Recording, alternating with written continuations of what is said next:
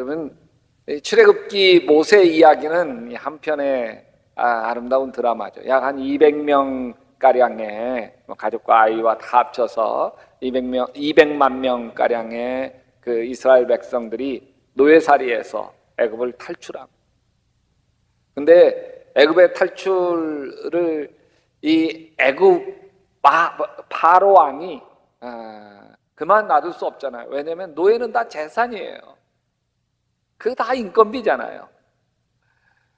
그러니까 다시 잡아오려고 군대를 풉니다. 막 말발굽을 일으키면서 몸질을 일으키면서 이스라엘 중무장 군대가 달려오고 이스라엘 백성은 걸음 하나 살려라 도망갑니다. 근데 딱 홍해 가로막히고 앞에는 홍해고 뒤에는 이 애국 군대고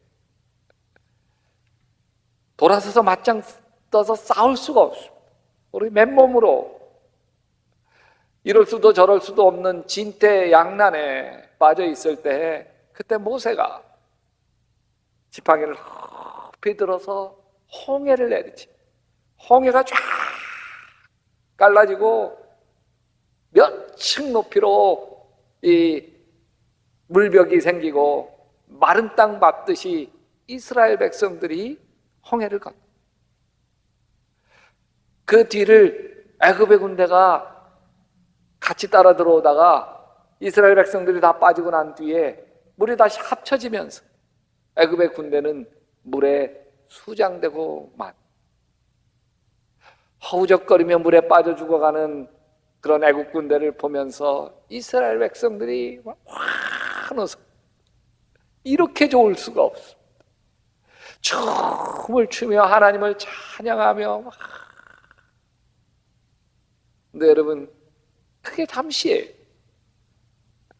왜냐하면 홍해를 건너고 바로 가나안 땅이면 얼마나 좋아요.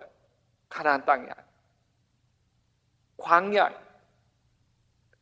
하루 가고 이틀 가고 3일을 가도 물 한 모금이 없어요. 샘이 안 보여요. 여기저기 사람들이 탈진하기 시작을 합니다. 그러던 중에 누구 하나가 우물이다! 그러는 거예요. 그래서 사람들이 확 달려가서 여기 목마른 목을 채우려고 우물물을 뻘꺽뻘꺽 마시는데 먼저 마신 사람들이 배를 붙들고 막 떼굴떼굴 그럽니다. 이게 쓴 물인 거예요. 마라라고 하는 말이 쓰다 이런 뜻인데 이 물이 너무 써서 막 배를 붙들겨 안고 막 떼굴떼굴 구르는 거예요. 아마 물 마신 사람이 이렇게 이야기했을 거예요. 마라 마시지 마라. 이 대목에서는 좀 웃어줘야 되는데 쓰다 마시지 마라 이런 뜻이죠. 여러분 그러자 이스라엘 백성들 도저히 보인 물도 마실 수 없게 되어지자 모세에 대해서 막 원망하기 시작합니다. 폭발하기 시작합니다. 여러분 이스라엘 백성들은요 원망이 특기예요. 애굽에서 노예살이가 430년이거든요. 그러니까 몸에 노예 근성, 불평하는 근성이 배어 있어요. 툭 하면 원망이에요. 그런데 여러분 이 원망과 불평은 더 큰 불행을 불러. 여러분 고통스러운 현실에서 누구나 다 원망할 수 있습니다. 그러나 여러분 원망은 더 큰 불행을 가져와요. 사업은 더 나빠지고 건강은 더 나빠지고 파괴되고 가정은 더 불행해집니다. 뭐가? 원망과 불평이. 여러분 고통을 만나게 될 때 사업에 실패를 당하거나 직장에서 해고되거나 질병이 들거나 가정에 위기가 다가올 때 조용히 엎드려 기도해 보십시오. 그리고 이렇게 하나님께 물어보시기를 바랍니다. 하나님, 이 고통 속에 담긴 하나님의 뜻은 무엇인가요? 이 고난을 통해서 내가 무엇을 깨닫기를 원하십니까? 이 고난 속에서 내가 어떻게 변화되기를 원하십니까? 여러분 이 기도는 불행을 축복으로 바꾸는 기도예요. 이 기도는 불행 속에서 배우는 기도예요. 이 기도는 불행 속에서 자신을 들여다보는 거예요. 이 기도는 불행 속에서 불행을 통해 훈련하시는 하나님의 손길을 헤아리는 기도입니다. 여러분, 누군가와 다투었을 때 그 사람 원망하면 원망할수록 불행 속으로 더 빠져들어가잖아요. 누군가와 다툼 뒤에 기도해 보세요. 주님, 이 다툼 속에 제가 무엇을 깨닫기를 원하시나요? 그러면 그 사람에 대한 원망이 사라지고 대신 아직도 모난 자신의 허물을 보게 됩니다. 나도 잘한 게 없구나. 내가 더 참을 걸. 내가 더 깊이 생각하고 말할 걸. 이스라엘 백성들이 광야를 지나 사흘길 물 한 모금 먹지 못한 데다가 간신히 우물 발견했는데 마신 물 써서 다 토하고 나니까 화가 머리끝까지 나왔어요. 이스라엘 백성들이 모세에게 몰려가 성토하기 시작합니다. 모세들 어떻게 해요? 이때 모세가 하나님 앞에 엎드리죠. 할 수 있는 건 하나님께 엎드려 기도하는 것밖에 없지 않습니까? 25절에 엎드려 기도해. 하나님, 뭐 좀 도와주십시오. 하나님이 모세야, 우물 옆에 있는 나무가지 있지? 그 나무가지를 꺾어서 물에 던져라. 하나님이 시킨 대로 그 나무까지 꺾어서 물에 던지니까 물에 쓴맛이 싹 가시고 쓴물이 단물로 변하는 거예요. 목말랐던 이스라엘 백성들이 다 몰려들어가지고서 물을 실컷 마시게 되었어요. 근데 여러분, 여기 25절 말씀을 보면 나무를 물에 던져 단물이 되게 하셨다는 말씀 바로 뒤에 출애굽기 15장 25절에 주님께서 그들에게 법도와 율례를 정하여 주시고 그들을 시험한 곳이 바로 이곳이다. 시험하셨다. 홍해를 건너 사흘길 목마른 길 걸어가게 하신 것도 이스라엘 백성들을 시험하신 거예요. 모처럼 만난 물 마시다가 써서 다 토하게 된 것도 시험하신 거예요. 이스라엘 백성들의 노예 근성을 깨뜨리기 위해서 시험하신 거예요. 모세는 40년 광야의 길도 다 하나님의 시험이라고 고백합니다. 신명기 8장 2절에 내 하나님 여호와께서 이 40년 동안에 내게 광야의 길을 걷게 하신 것을 기억하라. 이는 너를 낮추시며 너를 시험하사 내 마음이 어떠한지 그 명령을 지키는지 지키지 않는지 알려 하심이니. 우리의 마음을 깨뜨려서 옛사람 깨뜨려서 새사람으로 옛 육신의 정욕을 쫓아가던 사람들을 버리고 하나님 말씀대로 사는 온유하고 겸손한 하나님의 사람으로 변화시키려고 하는 하나님의 계획이라. 여러분, 그리스도인의 삶에 이유 없는 고통은 존재하지 않습니다. 여러분, 룻기에 나오는 여인 나옴이라고 하는 여인, 흉년이 들어서 모압 땅으로 갔는데 거기서 남편 죽고 아들들 다 죽고 며느리 눈만 데리고 고향 땅으로 돌아. 친구들이 나옴이야 그러니까 나를 나옴이라 부르지 마라, 마라라 불러라. 마라 쓰다. 나옴이는 즐거움이란 뜻이거든요. 나를 쓰다, 쓴물이다, 쓰디쓴 인간이다, 나 쓰디쓴 인생이다. 왜 남편 죽고 두 아들 다 죽어버리고 아무것도 남지 않았겠다. 여러분, 만약에 나오미 가족이 쓴물을 마시지 아니했다면 베들레헴으로 돌아올 수 없을 거고요. 나오미 가족이 쓴물 때문에 여러분 다윗 왕이 태어나게 되고 쓴물을 통해서 예수 그리스도를 이 땅에 보내주셨다는 거 아십니까? 그리고 예수를 통해서 우리가 하나님의 자녀가 되어진 거예요. 여러분, 인생의 고통이 창조하는 것이 있어요. 잠언 17장 3절이 맞아요. 도관이는 은을 풀무는 금을 연단하거니와 여호와는 마음을 연단하느니라. 하나님은 우리 시련과 고통 속에서 갈등과 다툼 속에서 우리의 마음과 인격을 연단하시는 거예요. 우리의 내면을 치료하시는 거예요. 여러분, 내 인생의 실패를 묵상해 보십시오. 그 안에 내 문제가 섞여 있습니다. 여러분, 자식 때문에 속 썩이고 있는 부모는 이렇게 얘기해요. 우리 애는 착한데 못된 친구와 어울리면서 애 버렸다. 근데 여러분, 그 친구 엄마도 똑같은 생각하고 있다는 거 아세요? 자식 문제 속에는 내 문제가 섞여 있습니다. 내가 내 자식을 함부로 했고, 내가 내 자식에게 잔소리하고 짜증을 퍼부었고, 내가 내 자식을 사랑과 온유로 감싸주지 못했던 내 문제가 섞여 있는 거예요. 남편의 방황, 아내의 방황 속에도 마찬가지예요. 바가지 긁고 함부로 했던 내 문제가 섞여 있는 거예요. 참지 못했고, 사랑으로 덮어주지 못했고, 지적하기 바빴던 내 문제가 섞여 있는 거예요. 직장생활 고달플 때 상사 잘못만도 아닙니다. 물론 못된 상사예요. 정말 싸가지 없는 동료 만났어요. 그런데 그 안에는 또요, 내 문제가 섞여 있습니다. 내가 더 배려해주고 내가 더 섬겨주지 못했던 내 문제가 섞여 있는 거예요. 여러분, 인생의 고난은 내 문제를 드러내줍니다. 여러분, 고난이 없으면 문제가 드러나지 않아요. 반석 위에 세운 집인지 모래 위에 세운 집인지 비바람과 홍수가 나기 전까지는 드러나지 않아요. 하나님 아버지는 고난을 통해서 우리의 문제를 드러내주세요.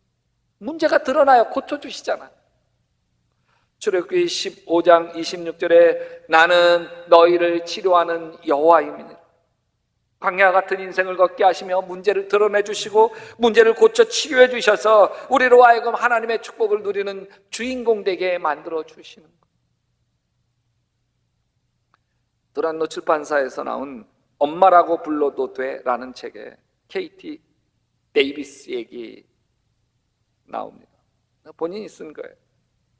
이 백인인 KT는 세상 사람 부러워하는 모든 것을 다 가진 소녀였어요. 미국에서 아주 부유한 가정에서 태어났어요. 아마 고등학교 때 스포츠카 몰고 다녔으니까 억대가 넘는 스포츠카 몰고 다녀요. 얼굴 빼어난 미인.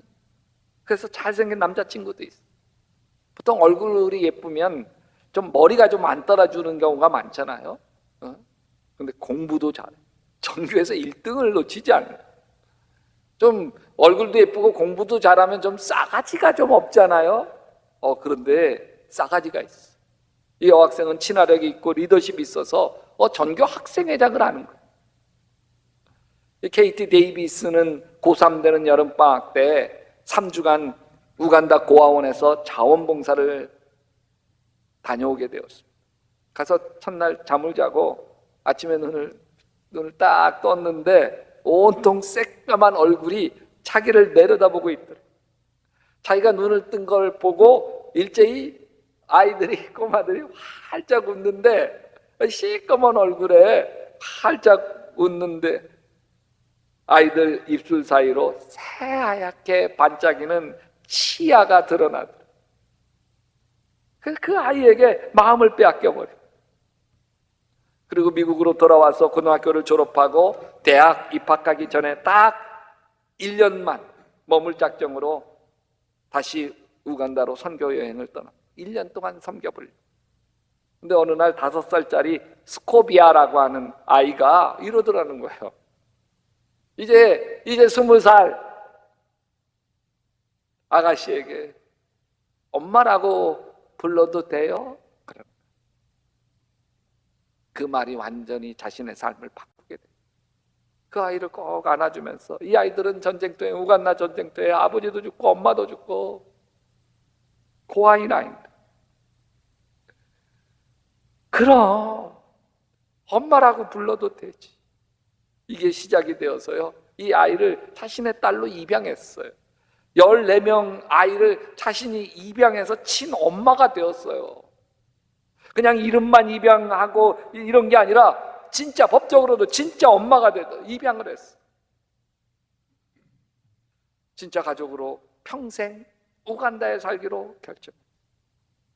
물론 고국에, 미국에 있는 사랑하는 남자친구가 보고 싶어서 울고, 가족이 그리워서 울고, 너무나 외로워서 울고 했지만, 어떤 데는 생쥐가 무서워서 벌벌 떨면서 집안에서 생쥐가 왔다 갔다 하는 거예요.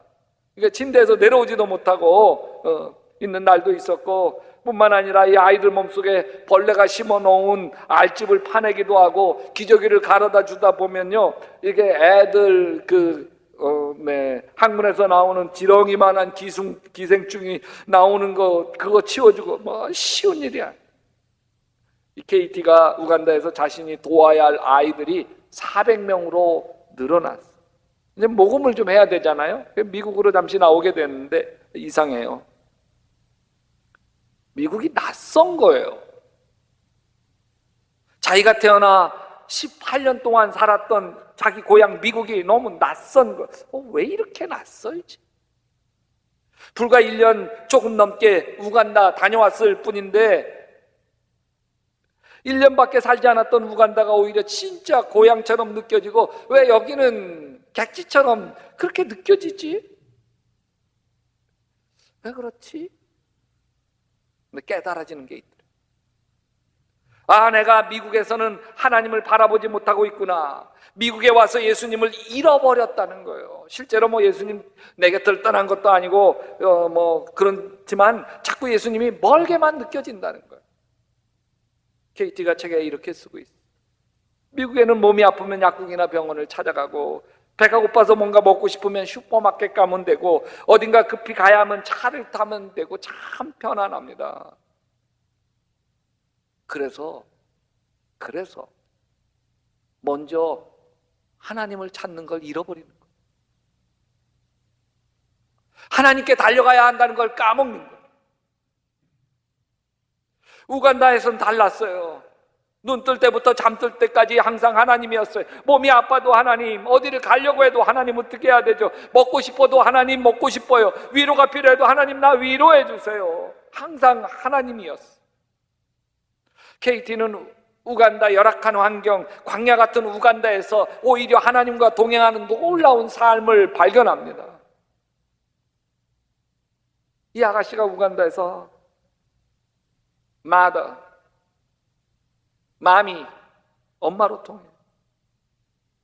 이렇게 이야기해요. 우리 집 천사들은 나를 마미라고 부른다. 엄마라 부른다. 기아와 질병 등으로 엄마를 잃은 400여 명의 마을 아이들도 나를 엄마라고 부른다. 하도 많은 아이들이 자기를 보면 엄마, 마미 불러대니까 이제는 나이 지긋하신 어른들도 자기를 보면 엄마, 가게 점원들도 엄마, 선생님들도 엄마, 마을 병원 의사들도 아유 엄마 일로 오세요 엄마. 차를 타고 아주 지독히 울퉁불퉁한 흙길을 달릴 때에도 엄마라는 외침이 들려요. 우리 딸들은 학교 갔다가 우르르 들어오면서 14명의 딸들이 있잖아요. 엄마라고 노래를 부르고 아침마다 귀에도 대고 엄마라고 속삭인다. 좋은 일이 생겨도 엄마라 외치고 슬픈 일이 생겨도 훌쩍거리며 엄마를 찾는다. 그리고 나는 엄마라는 소리를 들을 때마다 기쁨으로 내 심장이 쾅쾅쾅쾅쾅. 우리가 하나님을 아버지라 부를 때에 우리 하나님 아버지도 그 심정이 나랑 똑같았으리. 그러면서 이 KT가 나는 너무 복을 받았다. 이 아이들과 함께하는 삶 속에서 나는 하나님의 마음과 말씀을 날마다 맛보며 산다고. 하나님이 왕이시고 나는 그분의 종임을 깨닫고 나자 모든 상황에서 내 전부를 내어주어도 전혀 아깝지 않다. 나는 하나님 일을 하고 싶었는데 내 삶을 통해 하나님 드러나고 매일같이 나의 삶이 변화되기를 원했는데 우간다가 아이들이 나를 그렇게 만들어주고 있다. 여러분, KT에게는 미국의 스포츠카와 잘생긴 남자친구가 행복이 아니에요. 하나님과 동행하는 삶이 행복이에요. 그 행복을 찾아 광야로 간 거예요. 우간다 생쥐가 나오고 지렁이 같은 기생충이 있는 곳에서 오히려 하나님을 만난 것이죠. 지금 전 세계는 코로나라는 광야를 지나고 있어요. 코로나가 막 시작됐던 올 2월, 3월만 해도 6월, 7월 여름이 오면 코로나 잠잠해질 거라고. 코로나도 결국 독감의 일종이니까 여름에는 독감 유행하지 않잖아요. 아니에요, 그죠? 언제 끝날지 모르는 지루한 광야가, 코로나 광야가 시작되었어요. 학자들은 예전처럼 학생들이 마스크 없이 자유롭게 학교를 다니게 되려면 앞으로 2, 3년은 지나야 된다고 이야기하고 있어요. 그런데 그것조차도 낙관론이라는 거예요. 어쩌면 비관론으로 얘기하시는 분은 어쩌면 우리는 평생 마스크를 벗지 못한 채 마스크와 살다가 이 세상을 떠날지도 모른다는 거예요. 인수 공통 전염병, 코로나 그렇잖아요. 사람과 동물 공통 전염병인 거예요. 이거는 지구온난화와 연결되어 있다는 거예요. 지구온난화로 하나님이 만드는 아름다운 생태계가 파괴되어지자 이 동물들, 숲속에 있었던 이 바이러스가 우리 인간에게 온 거죠. 근데 여러분, 지구온난화는 더욱 심각해질 것이기 때문에 이번 코로나 없어도 제2 코로나, 제3 코로나 더 세고 더 사악한 놈이 나올 거라는 거예요. 여러분, 이 코로나는 우리의 인생을 한없이 흔들어 놓고 있습니다. 정말 한 번도 상상해보지 못했던 기가 막힌 세상을 우리가 살고 있지 않습니까? 그러니까 사람들마다 얼마나 스트레스가 쌓여갑니까? 그래서 코로나 블루, 블루라고 하는 말은 우울증 이런 뜻을 가지고 있습니다. 코로나 우울증 트라우마를 겪는 사람들이 많아지고 있어요. 우리는 코로나가 언제 또 나에게, 우리 가족에게 감염되어질지 모른다고 하는 불안과 공포 속에 항상 시달리고 있습니다. 자가격리해야죠. 또 경제 불안이 가중되어지면서 여러분 불안장애로 발전하고 있고, 이게 코로나 블루예요. 그래서 사람이 언제 어떻게 터질지 모르는 시한폭탄과 같아요. 지하철에서 마스크 안 쓰고 있다고 마스크 좀 쓰라고 그랬더니 막 그게 시비가 되고 폭언과 주먹 다짐 발전하고 나중엔 구속된 사람들도 있어요. 여러분, 코로나 세상만 보고 원망하고 불평하면 광야만 보고 불평하고 원망하는 이스라엘 백성들과 뭐가 달라요? 코로나만 보지 않게 되시기를 바랍니다. 코로나를 통해 우리 인류를 겸손하게 하시고 지구온난화와 환경 문제를 진지하게 되돌아보게 하시고, 그리고 소박한 삶, 조용한 삶, 청빈한 삶을 소중하게 받아들이게 하시는 하나님의 손길을 만나게 되시기를 주님의 이름으로 축원합니다. 하나님은 우리를 고통 속에 버리지 않습니다. 고통을 통과하게 하시는 거예요. 고통을 통과하면서 우리를 빚어갔어요. 코로나를 통과하게 하시면서 우리를 빚어가시는 거예요. 더 겸손하게, 아멘. 더 온유하게, 아멘. 더 이웃을 배려하게, 아멘. 더 가족을 소중하게 여기도록, 아멘. 더 하나님을 의지하도록 우리를 빚어가십니다. Pass away. 다 지나갈 거예요. 다 살아가게 되더라고요. 아무리 힘들고 어려웠어도 지나보면 다 감사하더라고요. 이스라엘 백성들이 마라를 지나 다시 광야길을 걸어갑니다. 한 두세 시간쯤 걸었을까? 이 마라 이 쓴물에서 한 11km쯤 가니까요, 큰 오아시스가 나.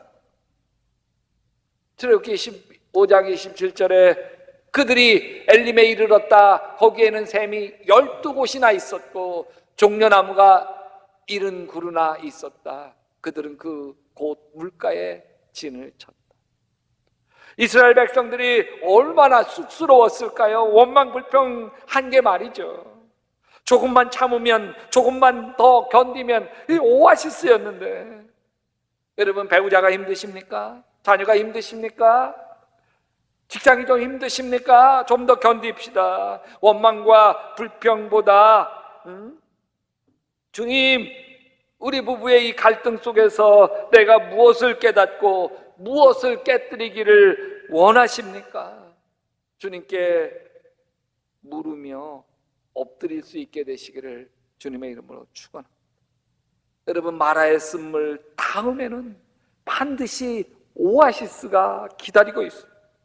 조금만 더 참고 조금만 더 기도하면 지금의 고난을 추억으로 이야기할 것입니다. 지금의 고난이 여러분과 저의 아름다운 간증이 되어질 수 있게 되시기를 주님의 이름으로 축원합니다.